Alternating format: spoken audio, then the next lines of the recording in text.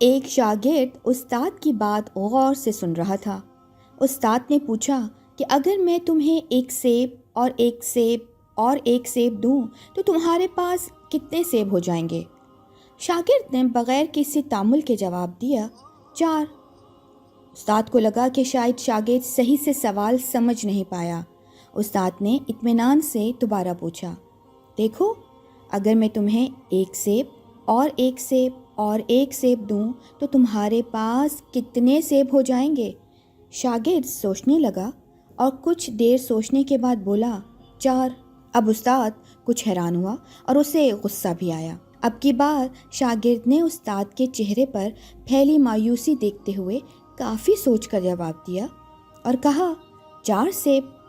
دفعتاً استاد کو یاد آیا کہ شاگرد کو لیچی پسند ہے، ہو سکتا ہے اسے سیب پسند نہ ہو اور اسی وجہ سے وہ سوال پر فوکس نہیں کر پا رہا ہو۔ لہٰذا استاد نے پوچھا، اچھا بتاؤ، اگر میں تمہیں ایک لیچی اور ایک لیچی اور ایک لیچی دوں تو تمہارے پاس کل کتنی ہوں گی؟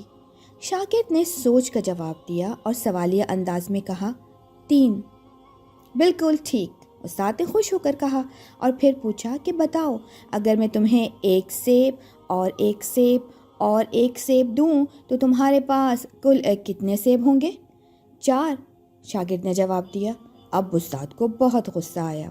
اس نے پہلے تو شاگرد کو ڈانٹا اور پھر غصے میں پوچھا، کیسے ہوں گے 4 سیب؟